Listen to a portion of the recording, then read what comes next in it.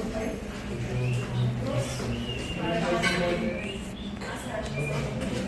Sara, você trouxe seu point? E aí, como é que vocês foram na prova enquanto eu pego o point? Deu, né? Deu pra ser. Deu pra fazer, né? Vocês vão entregar Pra não aquele beber, papel, né? aquele papel com as notas, vocês vão entregar aqui. Pronto. Então, olha lá. Vamos juntos, que não dá erro, né? Então, aqui, ó, seu Luiz, eu e professor Márcio.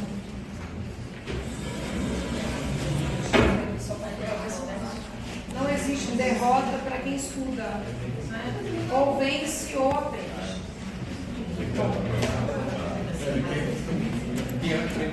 Nada é tão nosso quanto os nossos sonhos, né? Então só a gente sabe aonde a gente quer chegar e tudo depende muito da gente, né? Seu Luiz está morrendo de rir. Meninos, então olha lá. Nós vamos começar para vocês a anatomia topográfica, né? E vamos começar pela região cervical. É muita pretensão a gente falar para vocês que a gente vai encerrar o assunto, isso não é possível. Mas a gente vai abrir muitas das discussões, muitas das orientações, para facilitar o aprendizado e o ensino de vocês. E a gente está aqui, como eu falei na primeira vez que eu estava com vocês, aprendendo, na verdade, trocando. Eu, professor Márcio e seu Luiz não somos pedagogos e escutamos muitas das observações que vocês nos fazem. E na prova fomos abordados, professor, bora começar conceituando, porque facilita o nosso entendimento.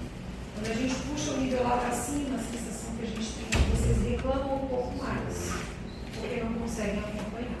Então vamos devagar. E vamos subindo de forma progressiva, certo? Então hoje nós vamos estudar anatomia topográfica. O que é anatomia topográfica? É uma anatomia regional. É o estudo das estruturas anatômicas de uma determinada região do corpo, analisando a sua posição, suas relações, o seu arranjo, independentemente do sistema orgânico a que pertence. Está todo mundo junto? Em vez da gente estudar os sistemas isoladamente, como a gente fez no período passado, a gente vai agora fazer a interconexão dos músculos, dos nervos, dos vasos sanguíneos e das estruturas dos órgãos que fazem parte daquela anatomia topográfica. Então, olha lá, a gente vai estudar tudo isso aqui de uma forma bem devagar. Osso, músculo, nervo, vasos sanguíneos, da parte do pescoço, que é o que nos cabe a gente começar hoje. A gente está na dúvida se na próxima segunda-feira vai ser ou não feriado, né? Eu acho que vai, né?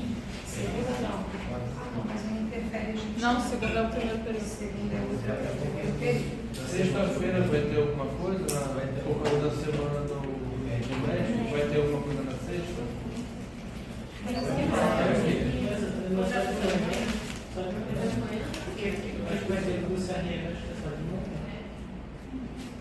Pronto, a gente ainda está na dúvida também sobre a tarde, mas vamos juntos. Então, a localização espacial, os seus compartimentos, os seus triângulos, e aqui a gente vai trazer também contribuição para vocês na parte clínica e na parte cirúrgica, que a gente sabe um pouco mais, que é a nossa zona de conforto, né? Essa anatomia topográfica da região cervical, ela é dividida, né, de uma forma complexa em áreas menores, para que a gente consiga entender e ir entrando da parte superficial para a parte mais profunda. A gente vai dividir em triângulos, anterior e posterior, até a gente chegar no que a gente deseja entender as patologias. Então, eu acho que essa é a primeira foto que a gente precisa mostrar. Queria convidar o professor Márcio e o seu Luiz para somar. Toda vez que achar que tem uma informação a acrescentar, por favor. Então, olha lá. Então, a gente está lá na região cervical, a gente vai ter, né, essa limitação na parte superior, que é, eu estou na frente, né? que é a margem da mandíbula, né, superiormente, e nós vamos ter a parte inferior, que a gente vai ter aqui como base a clavícula ou a incisura jugular, também chamada de fúrcula esternal, né? Para a gente é mais fácil, né, na denominação médica, chamar de fúrcula esternal. E aí, o que a gente vai olhando na inspeção? Então, quando a gente olha uma pessoa de frente, o que a gente consegue observar nessa região cervical só na inspeção? Olha lá, a gente já consegue observar a cartilagem tireoidea, né? E às vezes, inclusive, ela se apresenta até um pouco mais abaulada, né? Quando a gente tem nódulos da glândula tireoide. A gente tem a glândula submandibular. A gente tem um grande músculo, que é um músculo extremamente importante aqui do pescoço, que é o esternocleidomastoide, né? Que é aquele músculo com duas cabeças, né? Que a gente vai ver daqui a pouquinho. A gente consegue ver no pescoço, e o cirurgião vascular adora muito isso, a jugular externa, né? Nem todo mundo consegue funcionar a veia jugular externa. O enfermeiro, por exemplo, ele não pode funcionar, né? Ou não deve funcionar. Ele sempre pede ajuda ao médico, né? Ele faz mais acessos, vamos dizer, menos difíceis, mais fáceis. O outro músculo que a gente vê também na inspeção, já na parte cervical posterior, é o músculo do trapézio. E a gente começa entrando, vendo o plexo braquial e os músculos, né, do ventre inferior, do músculo omoióide, e aqui a demarcação inferior que a gente já viu, que é a clavícula. Aqui a gente consegue ver, ó, o esternocleidomastoide, que é o músculo que a gente vai falar muito. Sobre ele a gente vê então a veia jugular externa, e aqui a gente vê as duas porções, né, as duas cabeças, dá para ver direitinho quando a gente faz a movimentação de rotação do pescoço, né? A gente vai ver a porção clavicular do esternocleido e a porção external do esternum, certo? Dá para ver também o platismo, né? Quando você faz um movimento de alguma coisa está apertando, né? Aí você consegue expor o platismo, né? Disse que quando a gente vai, o homem vai botar gravata, né? Que ele faz aquela exposição, quando vai fazer barba também, a gente consegue na realidade, identificar na o neurocirurgia, quando a gente vai operar a cervical, né, coluna cervical, a gente vai fazer uma incisão nesse triângulo anterior aqui, que vai pegar da linha média até a próxima borda aqui. Quando a gente faz essa incisão, o primeiro músculo que a gente vê de cara é o platismo, né? A gente tem seccionado. E é muito importante essa orientação dos triângulos, porque eu sei que na hora que eu estou no triângulo anterior, eu vou procurar as vértebras, vou procurar mais medial que está próximo à traqueia. Eu vou ter certeza que a carótida, por exemplo, ela vai estar mais próxima aqui, mais para a lateral do triângulo. Então eu vou mais confortável de secar as fibras do músculo.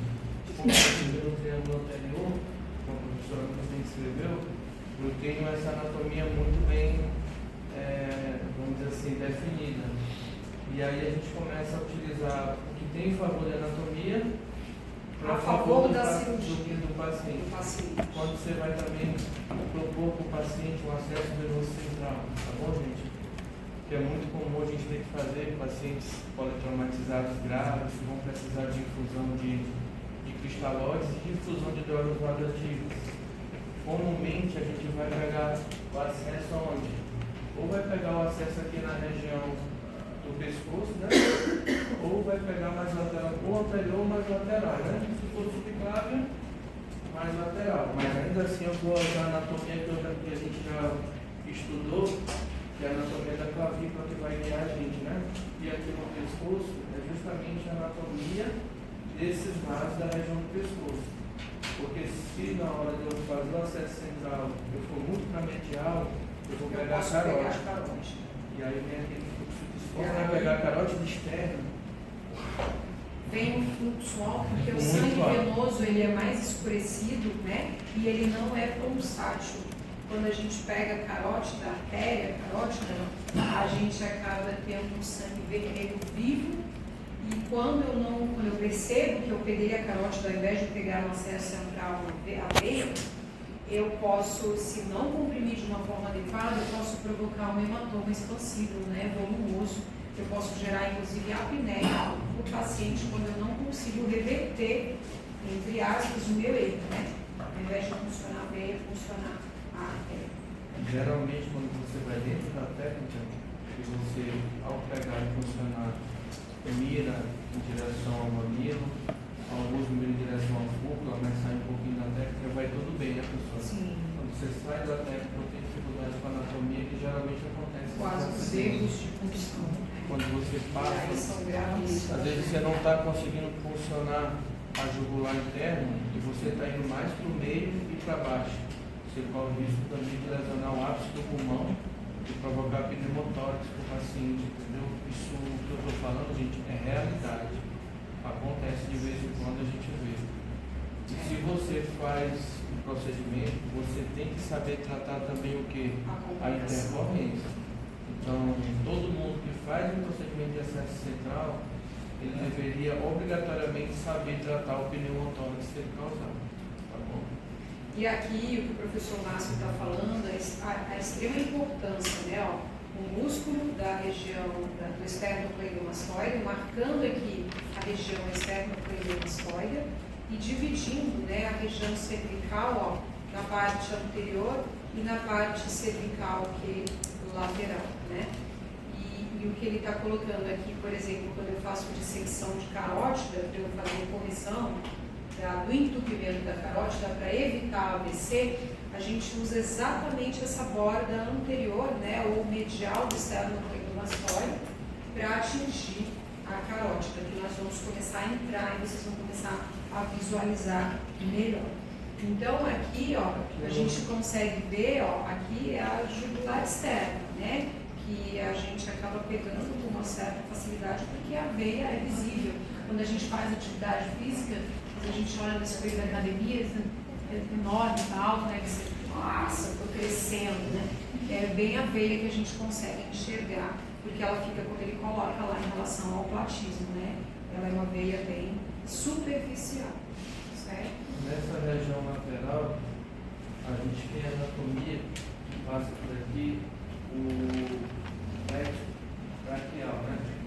O plexo braquial é extremamente importante. Eu tenho uma foto bem aqui, o professor vai mostrar ele, ó. Bem aqui ele, ó. Eu queria, antes da gente entrar no plexo, você vai completar. Eu queria mostrar para vocês essa divisão. Vocês estão vendo que nós estamos entrando, né? Nós estávamos ali na pele, né? Nós tiramos a pele. Depois da pele, a gente tem o quê? O subcutâneo. A gente tirou o subcutâneo. E quando a gente vê o subcutâneo, a gente enxerga, a gente vai estudar daqui a pouquinho, logo o platismo, que o professor colocou. Que ele é um músculo que ele não vai ter fáscia, né? E os outros são todos com fáscia, permitindo aí as conexões com outros músculos e com os ossos. O platismo é o único que não vai ter a fáscia, né? Mas aqui a gente já tirou a pele, o subcutâneo e o platismo, para que a gente pudesse, olha lá, delimitar para vocês alguns triângulos de importância aqui no pescoço. O professor Márcio está falando da importância do plexo braquial. O plexo braquial ele vai estar num dos grandes triângulos que a gente chama, ou trígono occipital. Não sei se vocês estão conseguindo ver, que está um pouco claro, dá para ver?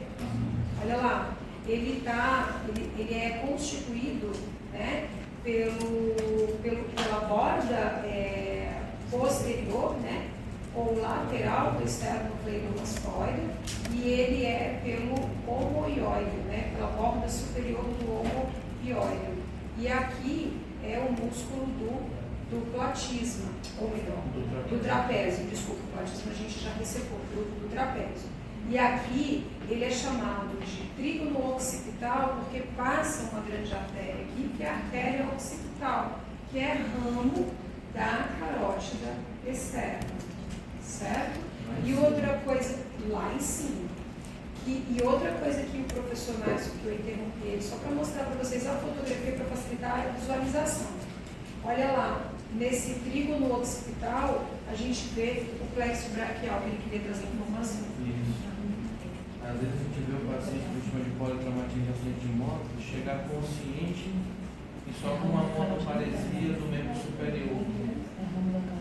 Muitas vezes a gente vê associado a clavícula, né? Porque o plexo vai ter uma relação também com ela. Vão se unir várias raízes, tá bom? Cervicais, no plexo, né? E ela vai percorrer todo o membro superior. Dependendo do número de raízes que você acometer, você pode ter um ou mais acometimentos do grupo de músculo. Às vezes o paciente tem paresia de todo o membro, plegia, às vezes ele só tem distal, às vezes ele não consegue fazer a pinça, que é esse movimento aqui. Então, cada lesão, cada raiz vai mostrar para a gente, cada lesão de cada raiz vai dar uma clínica diferente do paciente. E é muito comum que esteja associado também a fratura de clavícula. Por que eu estou chamando essa atenção para vocês? Porque algumas vezes o paciente se acidenta e só tem uma monoparesia, as pessoas interpretam como se fosse algo na cabeça. E não é, tá bom? É alteração do plexo braquial. Como é que eu vou ter certeza disso, professor? Olha, vai estar toda a musculatura para baixo, tudo intacto. Então você vai ter a paralisia por conta do plexo braquial. E uma das funções que o paciente perde muito é essa função aqui, ó, de fazer a oposição, tá bom? Entre os dedos. Então ele perde essa capacidade da pinça. Como é que eu testo essa capacidade? Eu peço só que o paciente tenta fazer isso, bota os dois dedos aqui. Faz isso, aperta. Vai. Ó, você vê que ele tem força suficiente e ele consegue vencer a resistência. Quando tem lesão do plexo, o paciente facilmente ele vai desfazer essa força. Entendeu? Então, uma das dicas para a gente perceber assim, quando ele tem lesão ele do não plexo. consegue abrir porque ele faz oponência. E a gente tem que lembrar que nessa foto, o trapézio, ele vem lá de cima da linha nucal que? Da linha nucal superior, onde ele se insere na parte rugosa do osso occipital. Lembra? Tem uma parte mais lisa, tem a linha nucal suprema, a linha nucal superior, a linha nucal inferior. O trapézio vem lá de cima, ele vai se inserir bem aqui, tanto na clavícula quanto no abdômen, né? Que é a porção da escápula. E aí a gente encontra a artéria occipital lá em cima. Por isso que às vezes, gente, quando tem briga ou acidente com o facão, se alguém corta aqui mais ou menos, vai ter muita perda de sangue. E se você não suturar, o paciente pode chocar. Por quê? Porque você está lesando justamente no ramo direto da carótida do quê? Externa. Que é o último que a gente lembra, que é o occipital, né? É o mais superior. Então, esse trígono, né, o triângulo maior que a gente está vendo é da região lateral, né? E a gente tem um bem pequenininho aqui embaixo, tá vendo? Ó, chamado de trígono homoclavicular ou simplesmente subclavo, né? E da mesma forma a gente tem aqui a clavícula, o homoióleo e o esternocleidomastoide, né? E aqui, por que ele tem essa denominação, né, de subclavo? Porque quando a gente vai já, dá até para ver aqui nessa foto, ó, quando a gente olha na visão superior, a gente consegue ver a artéria subclávia, né? E é aqui que o professor Márcio estava falando de um dos pontos de punção de acesso venoso central. Quando a gente vai pegar aqui, ó, a referência da clavícula para fazer a punção, ó, por debaixo da clavícula para pegar a veia subclávia, né? Então é bem legal isso. Quando a gente vai fazer acesso central, pegando, porque é o mais fácil fazer e o mais correto de fazer é jugular. Só que, às vezes, o paciente está chocado, às vezes a gente não consegue pegar jugular e vai no acesso de subclávia. Bem aqui, quando a gente passa o dedo na clavícula da gente, a gente sente um sulco. E é nesse sulco que eu uso a agulha, passo por baixo, a gente sente raspar o osso e vai sempre aspirando para pegar a veia antes de pegar a artéria. Porque a gente viu aqui que a artéria está um pouco mais profunda do que a veia, né? Então aqui... mirando para a fúrcula external. Lembre, toda vez que você sair da técnica de algum procedimento, corre o risco de ter alguma intercorrência. Você mira para a fúrcula. Então, olha lá, vai entrar por aqui, mirando para cá. A agulha ela vai ser direcionada nessa direção, para que eu consiga pegar a veia que passa aqui embaixo. E aí eu evito a artéria e evito também o ápice do pulmão. Pronto, para evitar pneumotórax, né? Então, olha lá, a gente já viu 2 trígonos laterais e agora a gente vai ver 2 trígonos mais anteriores, né? Olha lá, esse aqui é o trígono submandibular, que ele é constituído, né, pela borda ou margem inferior da clavícula, já estou na mandíbula, e aqui o músculo digástrico, né? A gente vê que o músculo digástrico, a gente vai estudar melhor toda a parte da musculatura, mas aqui a gente já consegue ver o ventre anterior e o ventre posterior do digástrico, né? Dá para ver direitinho, constituindo aí um trígono submandibular. E o próprio nome já diz, o que a gente vai ter aqui? A glândula, tá bem aqui, ó, a glândula submandibular, né? Outra coisa que passa aqui de importante é o nervo facial, né, professor? E também a jugular interna, que a gente consegue ver aqui. E a carótida. Já a carótida, quando eu vejo nessa altura, eu já consigo ver a carótida interna e externa. E a externa já ela já bifurcada. bifurcada. Porque aí eu tenho 2 tipos. Eu posso também, se eu for atrás da carótida para fazer um controle, eu posso ir tanto mais abaixo, mas se eu quiser diferenciar esse controle, não, eu só quero fazer o controle da carótida interna. Eu tenho que obrigatoriamente aqui paralelo, bem próximo à região da mandíbula, nessa região submandibular. Porque aí sim, ao dissecar, eu vou conseguir fazer controle. Perfeito. O controle, no caso da neurocirurgia, eu fiz essa semana, foi semana passada. Às vezes a gente tem um aneurisma que eu não consigo, o aneurisma está muito na entrada da artéria. A artéria, quando ela entra no crânio, ela passa por aquela região próxima à clinoide anterior. Então, às vezes eu tenho aneurisma bem no comecinho. Então, se der alguma coisa errada, eu não tenho uma artéria para me clipar para fazer o controle, se o aneurisma romper. Aí o que eu faço?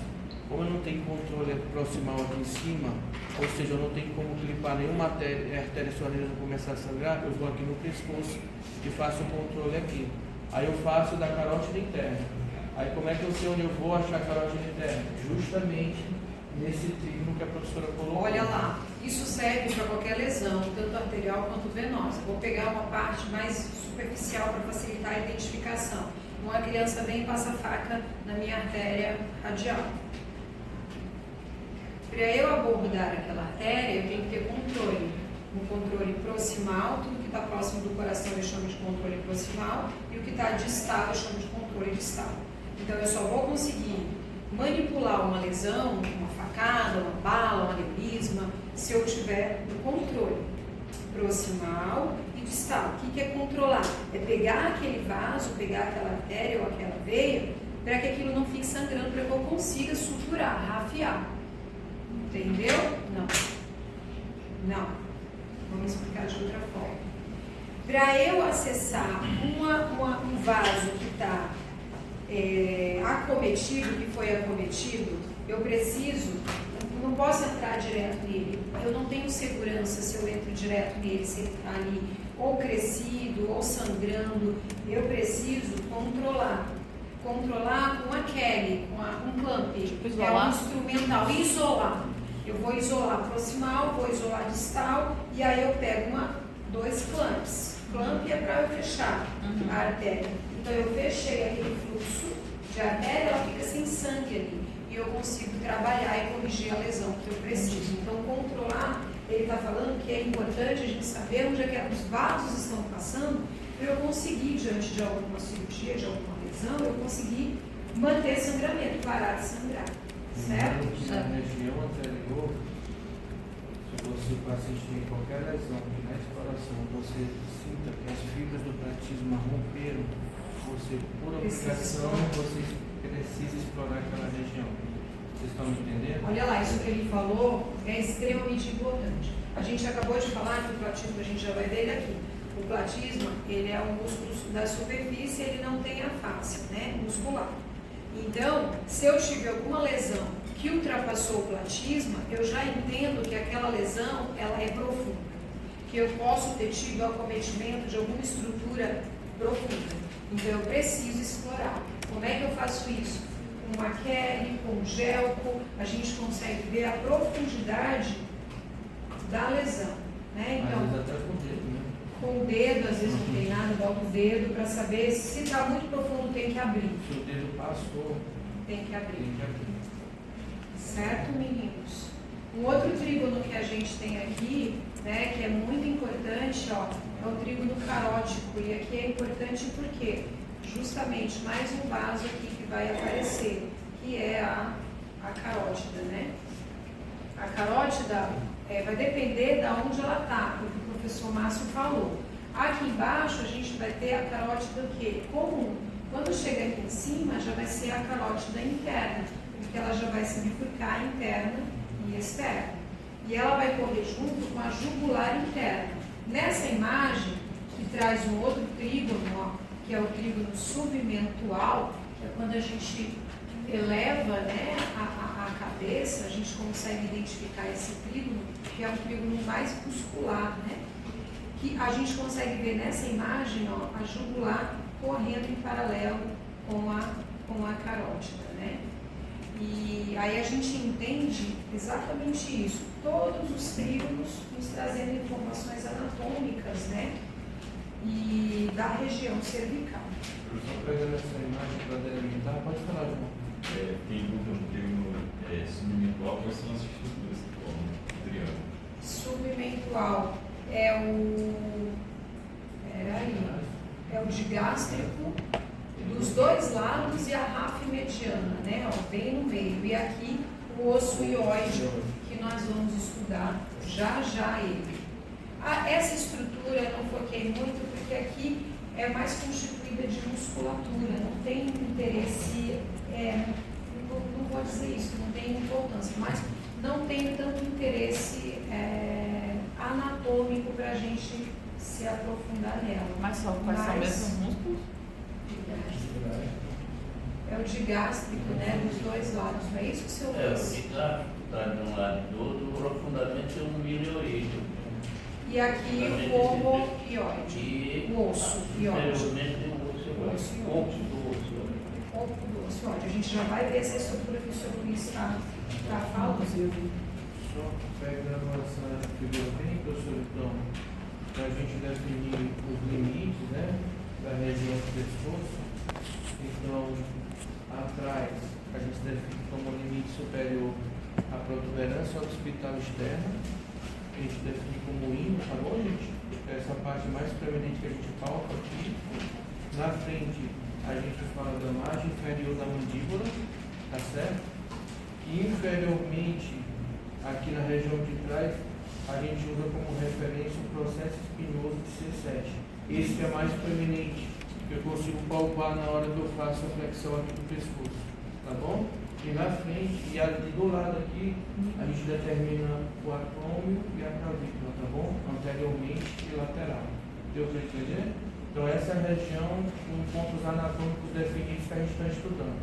É a região que fica compreendida entre a protuberância occipital externa, o processo espinhoso de C7 atrás, e entre o ramo inferior da mandíbula e a clavícula e o acrômio aqui na frente e lateral. Beleza? Esses Só são pra deixar- os pontos que delimitam a região cervical. a região cervical. Perfeito? Esse aqui delimitar a região cervical. Para a região cervical. Nós estamos todos na região cervical. Lembrando que a gente sabe que o pescoço tem a função, né? A função do pescoço, entre elas, além da movimentação, né? Prover essa movimentação, a gente também tem a função de integração das vias aéreas, né? Tanto das vias aéreas superiores quanto das vias aéreas inferiores. Tanto é que acho que a professora vai botar que ali tem uma região da anatomia que a gente vai ver que a anatomia que vocês vão precisar entender, por exemplo, para quando frequentar o pronto-socorro, conseguir entubar o paciente com segurança, né? O que vocês vão ver na anatomia que vai possibilitar vocês dizer, não, é aqui que eu vou colocar o peito, tá certo? Então toda essa anatomia interessa a gente. Então, olha lá. Vamos fazer aqui um corte transversal, né? Que é como se eu estivesse tirando a cabeça assim. E um corte longitudinal, que está para a esquerda, lá para onde está o seu Luiz. O que a gente está vendo de fora para dentro? Né? Olha lá, vamos acompanhar para ir junto, porque quando a gente olha isso, a gente fica até nervoso, né? Ó, a gente está vendo a pele, a gente já viu que depois da pele, a gente tem o subcutâneo. E a gente viu que o primeiro e o mais superficial músculo é o platismo, que está bem aqui, certo? Aí o que vai acontecer? Nós vamos ter fáscias que vão dividir a região cervical em compartimentos. A fáscia é um tecido, está vendo ela aqui? Avermelhada, que é a fáscia mais externa, que ela vai envolver, ela vai estar abaixo da pele e do subcutâneo, no caso na parte anterior, aqui a parte anterior e aqui a parte posterior. Ela vai estar envolvendo toda a parte da musculatura. É uma espécie de segunda proteção, é como se fosse uma segunda pele. E aí a gente vai ter nessa fáscia, né, duas lâminas. Uma lâmina mais superficial, que a gente encontra aqui, ó, lâmina superficial da fáscia cervical, e uma lâmina mais profunda. Tá vendo aqui, ó? Olha lá. E aqui é aquele nosso músculo grande que a gente viu agora ali, que é o esternocleidomastoide. Então, aqui o que a gente vê também? A gente vê uma porção mais interna, né, dividindo em compartimento. Aqui vai ser a nossa traqueia e o nosso esôfago, né? E olha lá, nessa cor azul aqui, que a gente consegue enxergar, dentro desse compartimento, a gente vai ter a glândula tireoide, né? E a gente vê que essa fáscia, ó, ela está encobrindo, protegendo várias estruturas e dividindo em compartimentos. O que chama atenção aqui pra gente é que nessa face mais anterior, ou melhor, mais mediana e anterior, a gente não tem essa mesma face recobrindo aqui a traqueia e o esôfago. E aqui eu trago informação importante. Vocês já ouviram dizer que alguém engoliu espinha de peixe e morreu com mediastinite? Não foi com problema aqui em cima, na região cervical, né? Porque a fáscia, ela vai se continuando, como a gente vê nesse corte sagital, por toda a parte do corpo. Ela continua, né? Ela vai seguindo toda a parte dos membros superiores, toda a parte dos membros inferiores, ela só vai mudando de nome.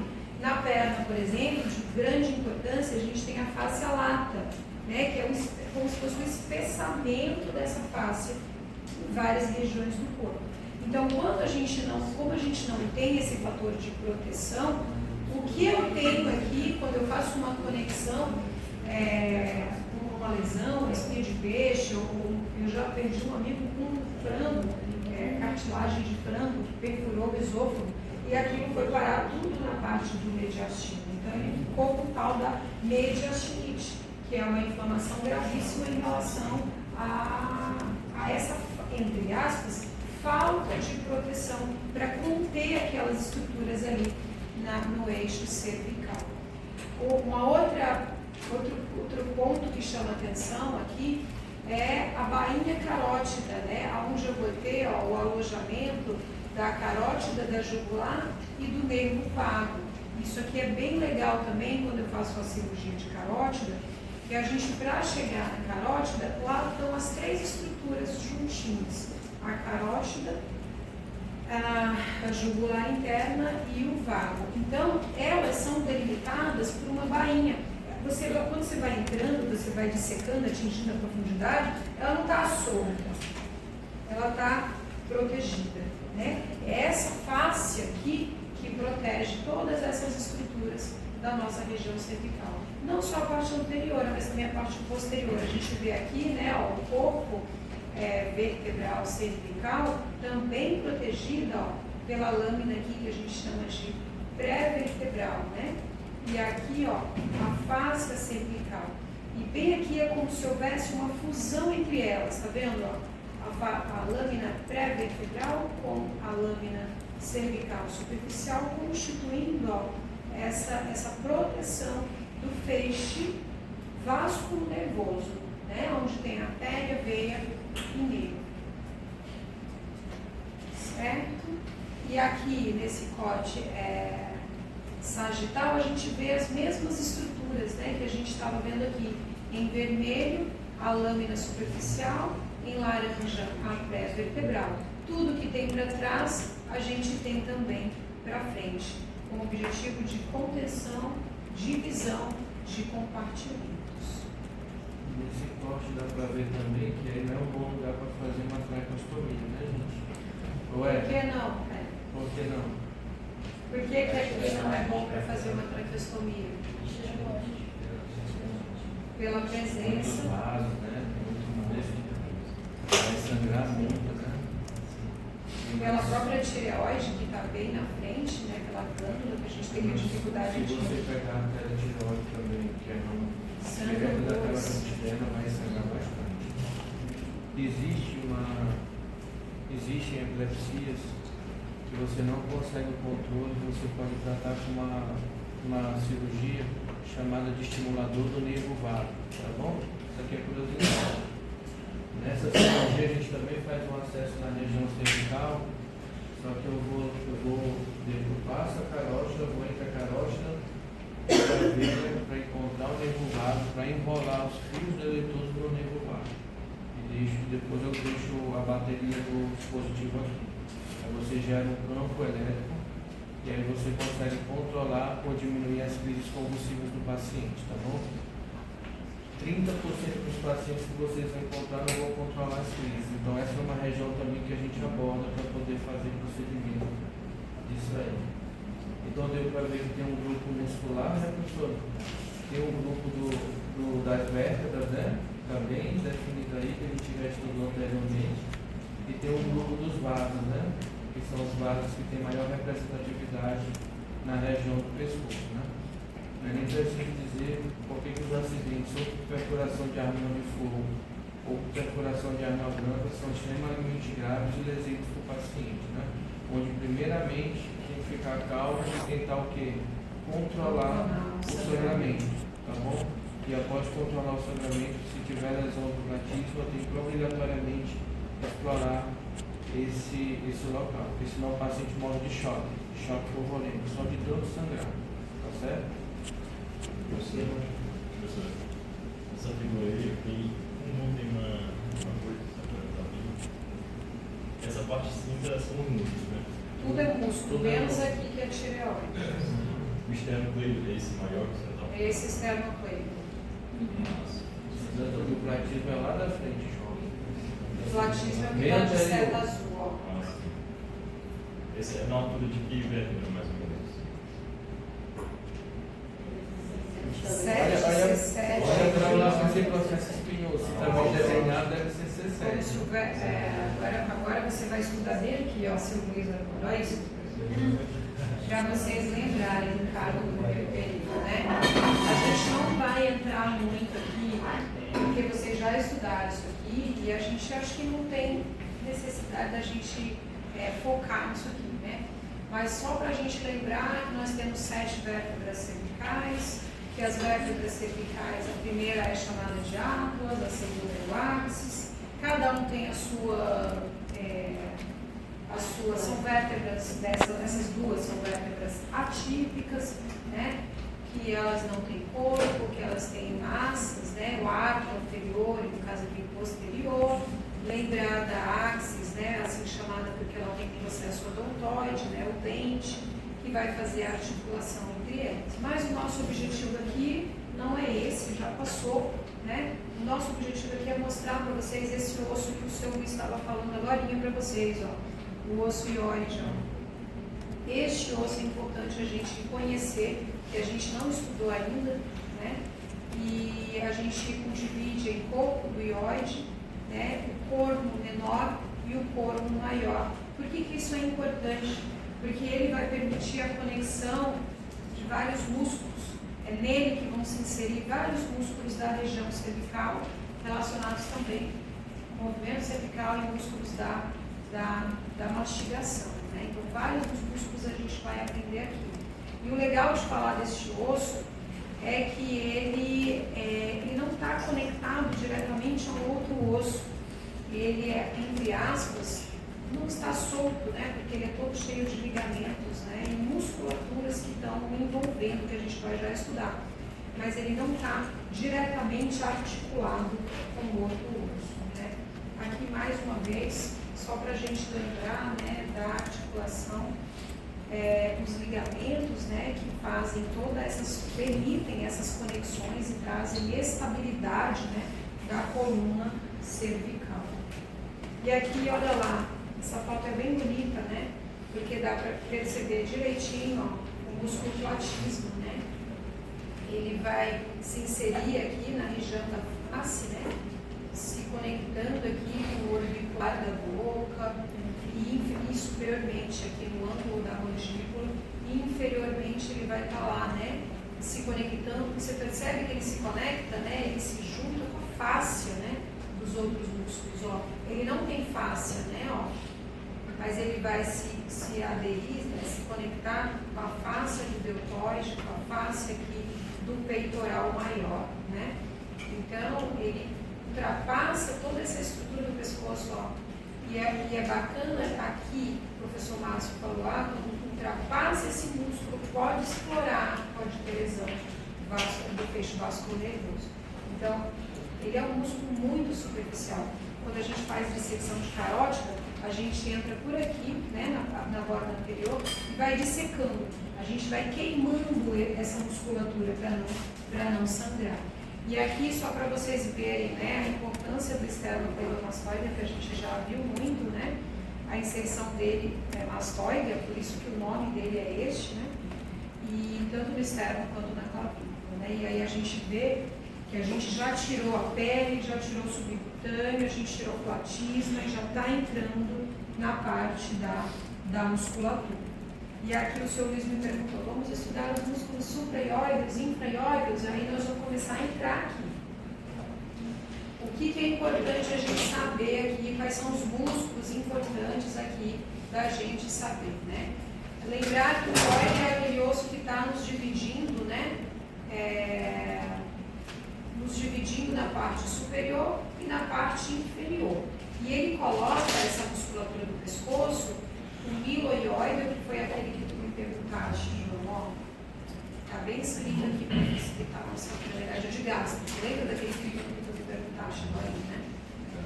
O digástrico, ó, de um lado do outro, a rafa mediana formando aquele trígono submenturiano, né?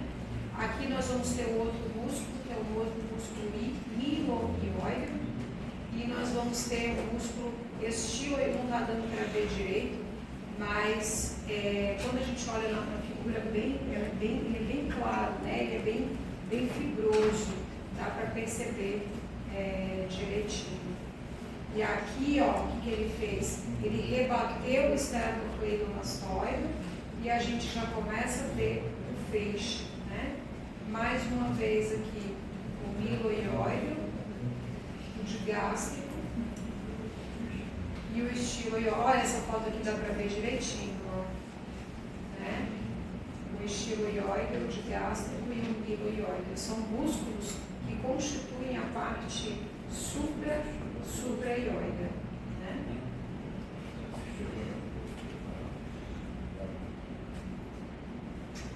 Olha lá, se a gente abre a boca e olha por dentro, né? A gente vê, ó, o gênio ióideo, né? Vocês veem que tudo é ióideo, porque está no osso, está se inserindo, né, no osso ióideo, né? O próprio nome do músculo já nos fala a inserção dele, né? É na espinha geniana da mandíbula e no osso ióideo, né? A inserção muscular. Professor, hoje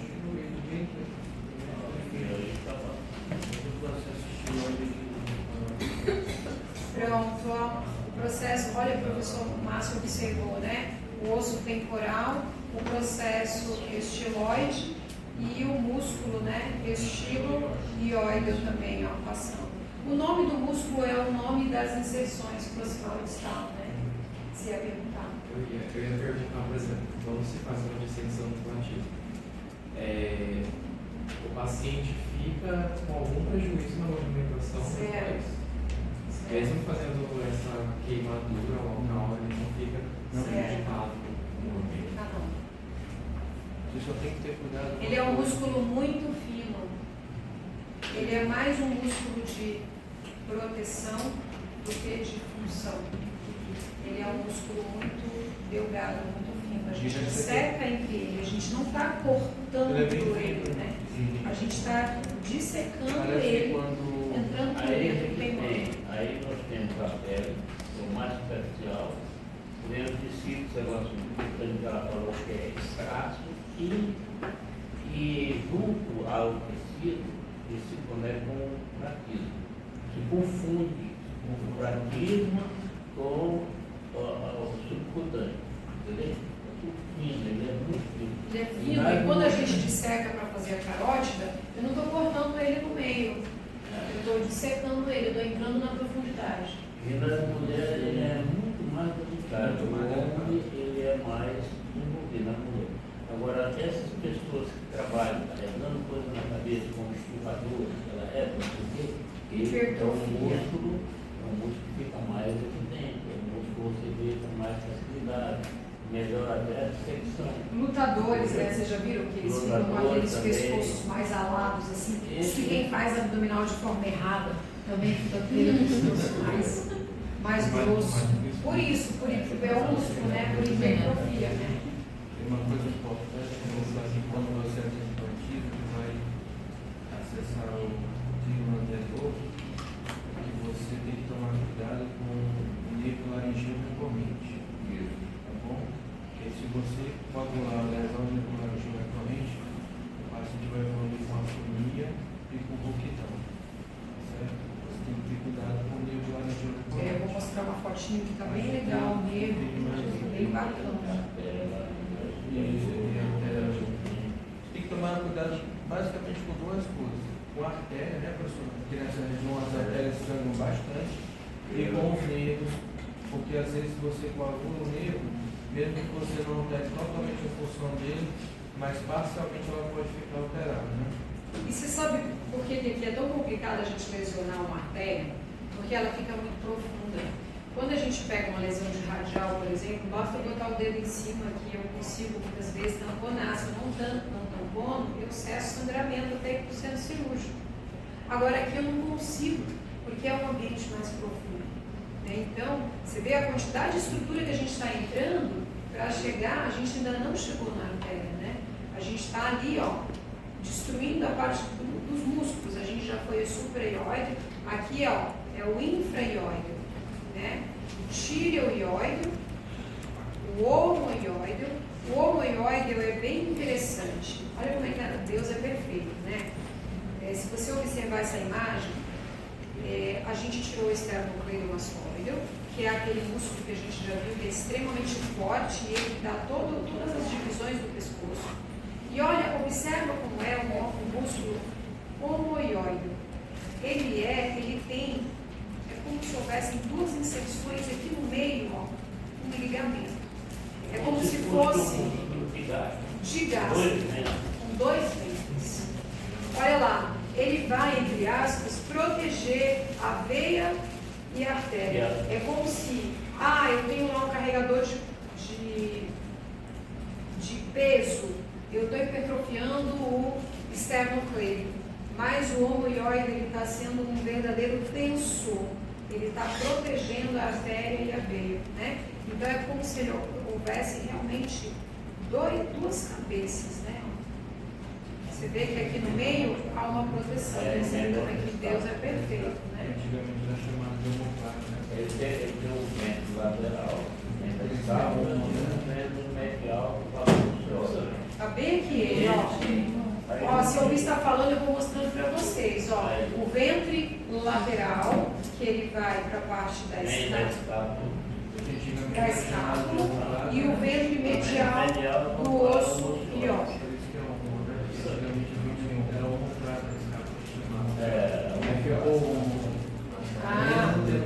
Olha aí a curiosidade que o professor está falando. Antigamente a escápula era chamada de omoplata. E aí o nome do músculo. Foi agora lá no teste.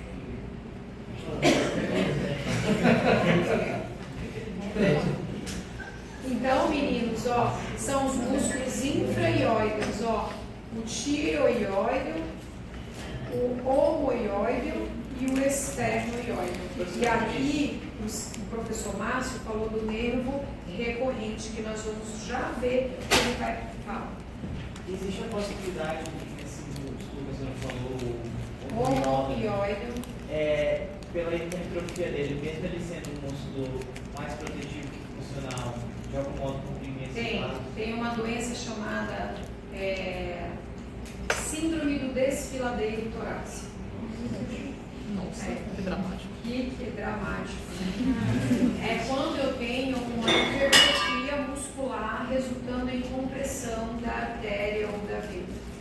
Aí o paciente ele vai ter parestesia, que é dormência no membro.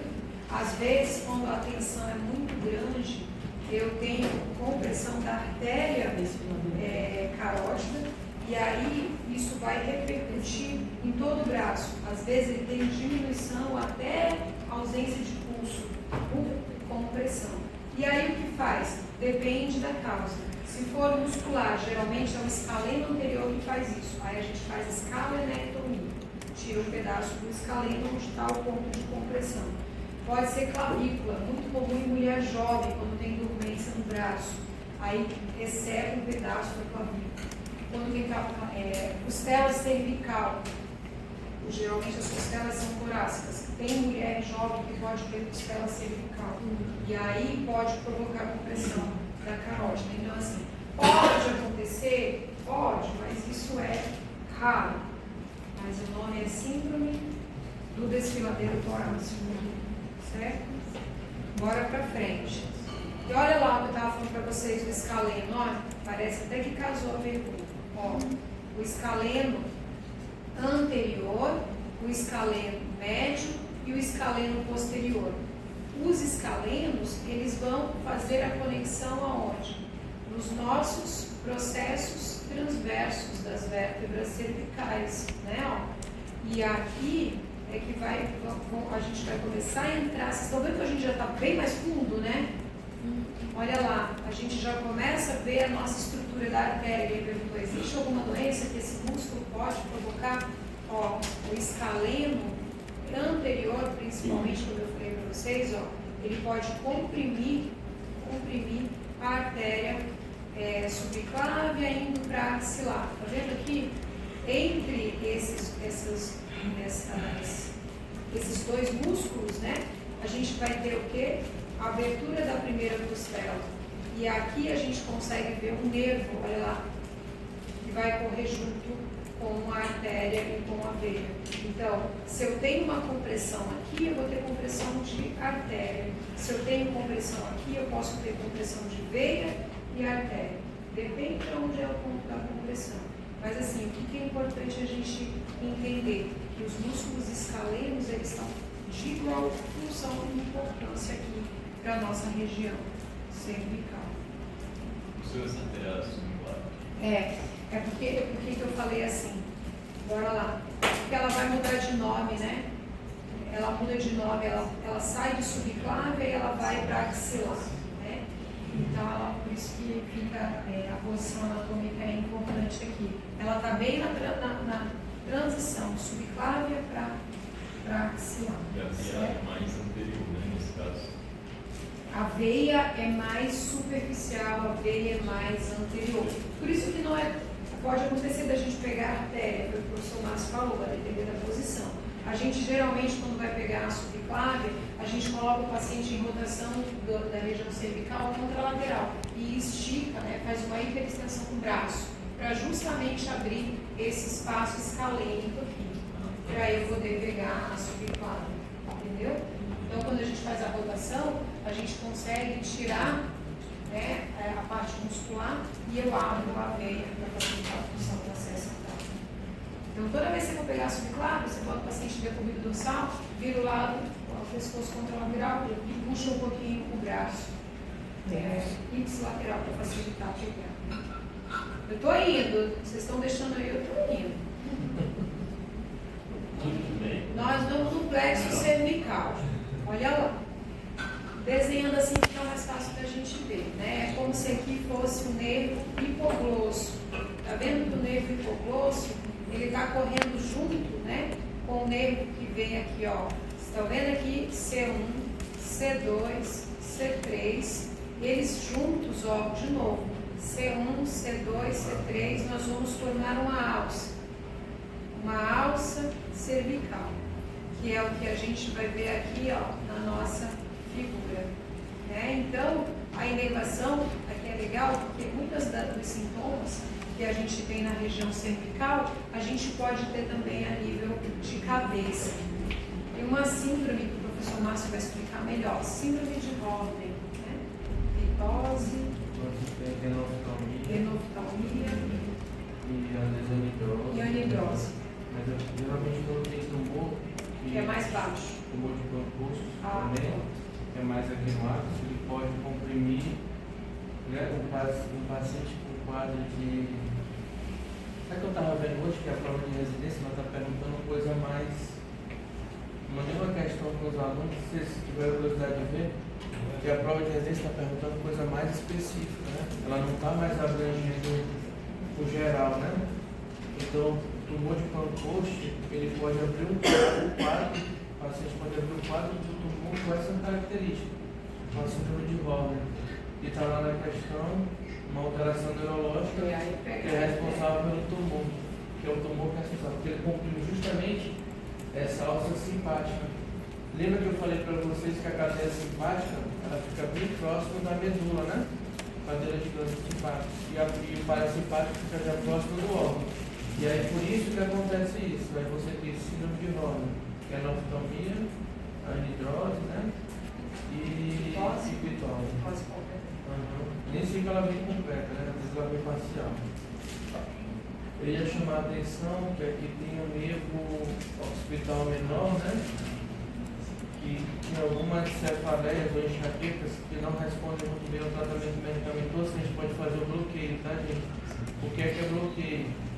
Bloqueio quando você vai injetar anestésico, corticoide no nervo.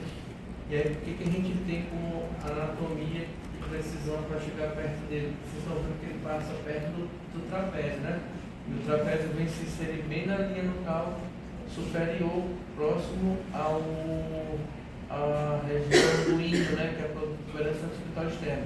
Aí você palpa, você chega 1 centímetro ou 2 do lado e faz o bloqueio. Faz do lado e faz do outro. Que aí aquela cefaleia que chega até aqui, que incomoda bastante, que é a cefaleia occipital, ela diminui. Então, uma das técnicas a gente usando a anatomia, né? Para a gente poder fazer a técnica de forma correta, né? Então, aqui que o professor Márcio chama atenção, né? O occipital menor. Nós temos um outro nervo, que é o auricular magno, mas o que nos chama muita atenção aqui, né? É o frênico, o nervo frênico, né? Que ele vai ser formado principalmente aqui, ó, pelas fibras de C4 e C3, né? Ó. Gente, tem muita lesão no parto às vezes, tá certo? E o canal de parto está muito difícil, você tem distorção de ombro, às vezes quando o bebê vai passar, dependendo da rotação da movimentação que ele passar, você é lesado com plexo braquial, então também pode acontecer. E às vezes o bebê tem fratura já ao nascimento, né? Por esse esforço no canal do parto.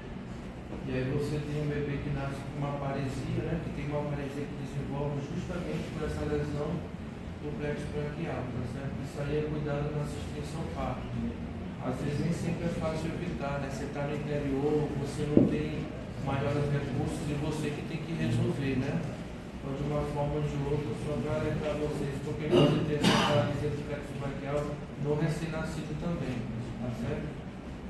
Infelizmente, a paralisia do plexo braquial ela é de difícil tratamento e mesmo quando você faz a transposição de alguns nervos, né, para poder teoricamente assumir a função daquele nervo que seja lesado, a recuperação é mínima às vezes. Mas para o paciente que não consegue fazer nem isso, ele já conseguiu fazer um movimento de pinça, já é um ganho gigantesco, né?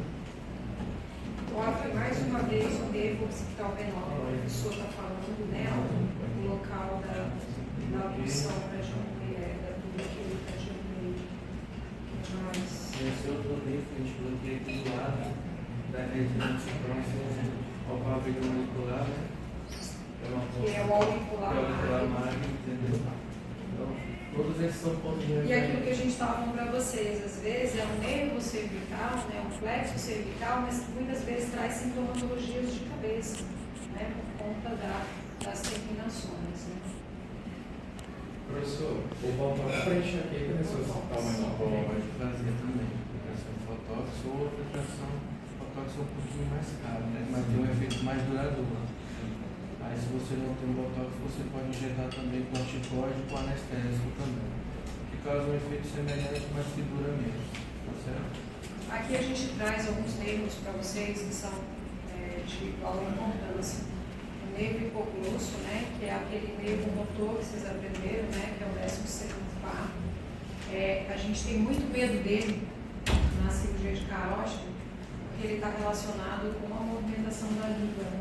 E quando a gente opera a carótida, que a gente não percebe, tem lesão nervosa de hipoglosso, a gente fica numa expectativa danada para o paciente acordar para botar a língua para fora. Bota a língua para fora, acorda, bota a língua para fora. Enquanto o paciente não bota a língua e a língua está no meio, a gente fica naquela expectativa.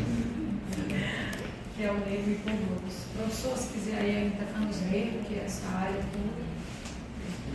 O nervo vago, né, que ele vai se estender por toda a extensão da região cervical, né, e atingindo também a parte torácica, né, então aqui a gente vê o ponto sagital, né, você vê a proximidade dele, né, com a artéria, né, Tempo tudo próximo, né?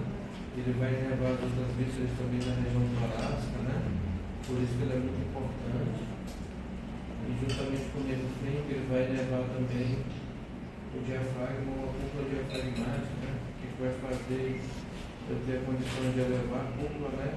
Para diminuir a pressão, tornar a pressão negativa interpulmonar para que o ar entre, né? E aí lesões também, né? Lesões vertebrais altas, né? Os pacientes têm lesão de C3 e C2, provavelmente ele pode ter lesão do nervo também que está passando nessa altura. É por isso que ele fica com muita dificuldade de respirar e de manter o padrão de respiração habitual. Dá um bom nervo também, né? Ele vai dar também um nervo da região reformista. tá bem aqui, olha para ver direitinho. Um vai passar mais abaixo. E o esquerdo passa lá. eu acho que tem uma foto aqui, o né? direito passa debaixo da perna. Eu acho que tem. Tá bem aqui, seu Luiz, a foto que o senhor está falando. Ó. Do lado direito, né? Ele é mais alto. Mais alto. Ele é chamado assim de recorrente porque ele é como se ele recorresse, né? Ele desce a volta. Dá a Né? volta, sobe, né? E sobe. Para fora do voltar. Olha lá. Isso que o senhor Luiz está falando é extremamente importante. Diz que você não pode lesar simultaneamente dos dois lados, senão o paciente ele fica afônico, né? Ele fica sem voz. Mas se lesar do nada, ele já fica com dificuldade. Vocês estão percebendo o que nós estamos comentando? Ó? O nervo laringeu recorrente, ó, ele do lado direito, né, a gente, então, só para contextualizar, aqui é o arco da aorta, né, o tronco braquiocefálico, aqui aquela artéria que a gente acabou de ver naquela imagem, né, que é a subclávia do lado direito, que lá para trás vai dar axilar. Ela sobe, ela vai dar a carótida comum direita. Isso partindo do tronco braquiocefálico. E o nervo que o senhor está falando, ele está mais alto aqui, porque ele está relacionado pela variação mesmo anatômica, né? Ele está relacionado com o tronco braquiocefálico. Já no lado esquerdo, olha lá ele recorrendo aqui em relação ao arco da aorta. Né? Do lado esquerdo a gente tem a emergência direta do arco, né, da carótida, comum esquerda e da subclávia que vai vir para cá. Então a posição... É mais fácil a lesão dele. Do lado esquerdo é menos comum a lesão dele, mas eu tenho mais facilidade de lesar outros sistemas de vascularização. Então, se você for operar com ortopedista cervical, ele vai preferir operar do lado esquerdo, porque ele quer fugir do nervo, porque ele não tem tanta habilidade para operar com microscópio. ele opera mais com a outra. Se você operar com o neurocirurgião, ele vai fugir mais do lado esquerdo e vai querer operar do lado direito. Ele já tem mais familiaridade com o livro e com o microscópio. Aí com o microscópio você fica mais fácil visualizar essas estruturas. Muito mais fácil. Entendeu? Essa é a vantagem. Olha lá, nessa imagem dá para ver muitas estruturas, né? A gente estava falando um pouco da artéria, aqui da veia, né? E aqui, ó, dá para a gente ver a glândula tireoide, né? E a inervação dela, né? Ó, a artéria tireoide inferior, a artéria tireoide superior, aqui é aquele osso, né? Que serve aí de parâmetro. Aqui dá para ver, né? O lobo direito, o lobo esquerdo da glândula. As glândulas, né, paratireoide. O que mais que a gente pode explorar aqui? Ó, aquela imagem que eu falei para vocês, né, para a gente entender, ó, a veia, né, a posição da veia, né, ó, ela é mais anterior, vocês mesmos comentaram sobre isso, né, mais anterior do que em relação a artéria, né? A artéria subclave. E aqui apresenta na imagem, né, vários ramos, né, da subclave, a supraescapular, dorsal da escápula, cervical transversa, vários ramos que vêm, né, da subclave. E a gente está tirando todo o esqueleto, né, ó. A subclave, agora num corte sagital, né, ó. Olha aqui que legal, ó. A artéria vertebral, tá vendo? Passando pelos forames transversários que a gente viu, né? Geralmente a partir de C6, né? É o que é mais comum. Beleza?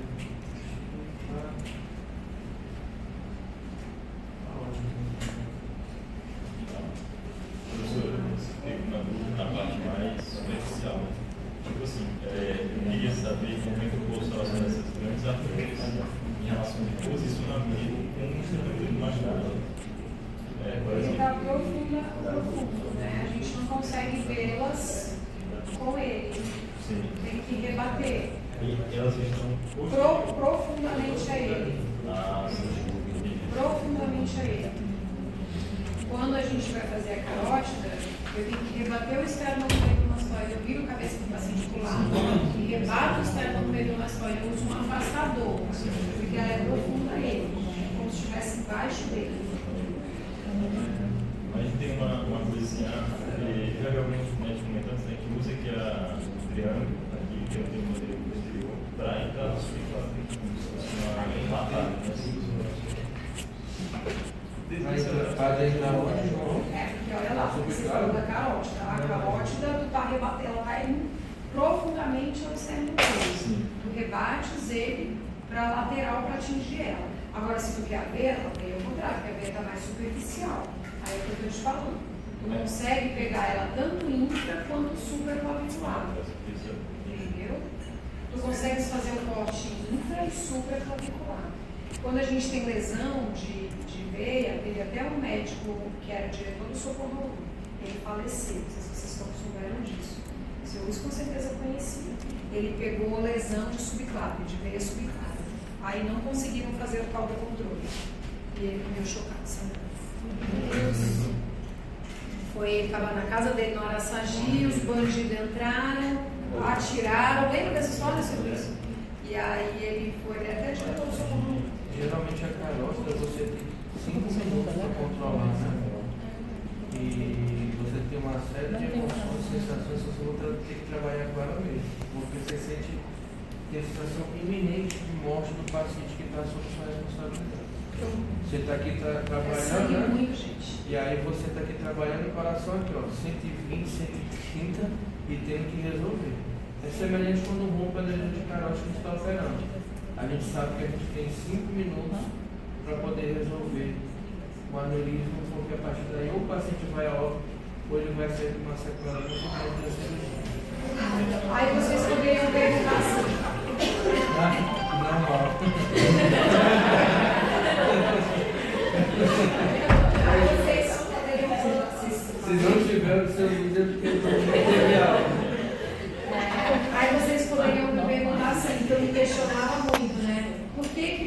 consegue fazer um controle proximal distal de uma artéria que está fazendo a circulação intracraniana e o paciente não tem um AVC. Se eu estou interrompendo por conta da contralateral.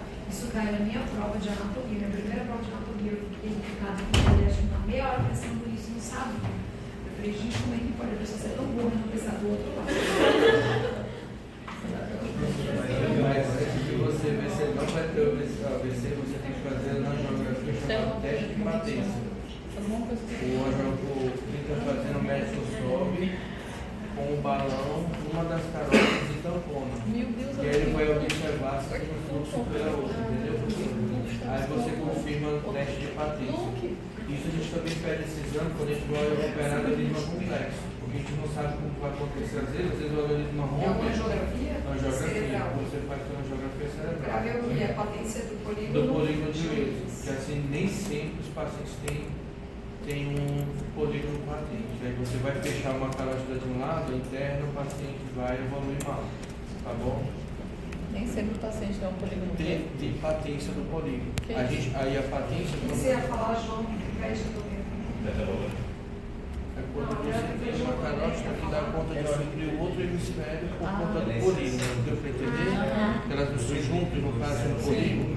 Isso que é a patência. consegue pegar a jugular no pé. O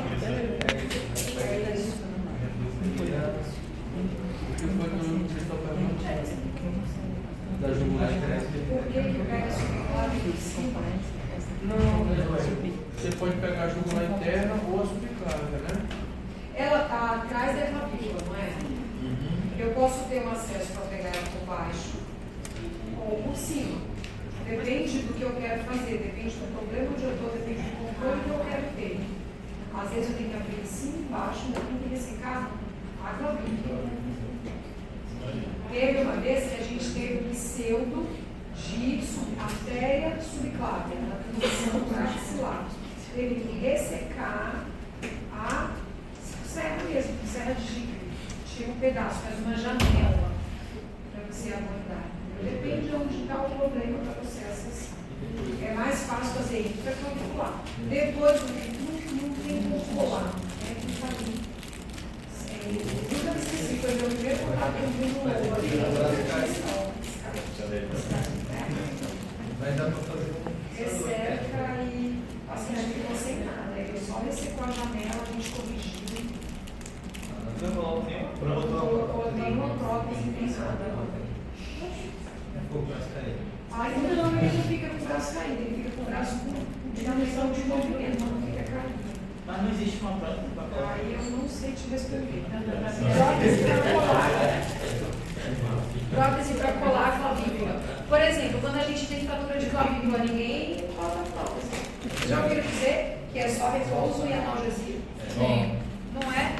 Se ela desalinha, que você vai fazer a correção. Mas prótese eu nunca vi colocar. Dá para fazer até com fio de quiche, né? Tem mais hospital às vezes, pode juntar uma clavícula com a outra. Mas geralmente o ortopedista só vai indicar se desalinhar muito. Às vezes também surge. Aí é que eu queria saber como é que a gente vai fazer, se a gente dá uma paradinha para a gente entrar nos óculos. O que vocês acham? Eu acho que dá. Porque a gente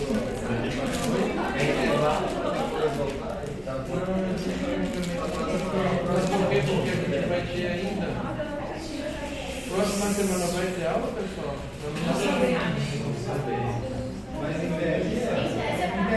Em tese é pra quê?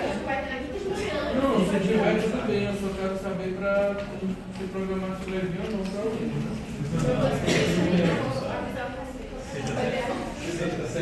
O que está faltando aqui, se a gente nos ajude aí, está faltando a gente ver a parte mais dos órgãos, né? Que a gente viu a parte dos trígonos, a prova de vocês ficou com o dia 7, isso?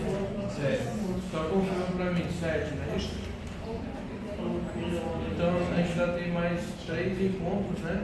Até a prova. Aí no próximo a gente fecha o pescoço, sem precisar correr, e a gente usa os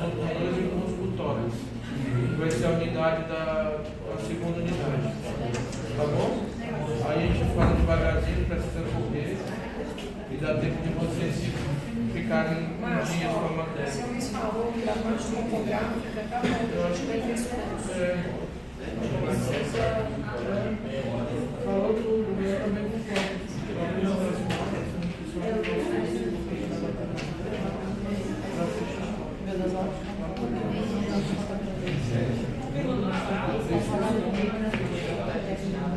Não quer entrar no campo de jogo.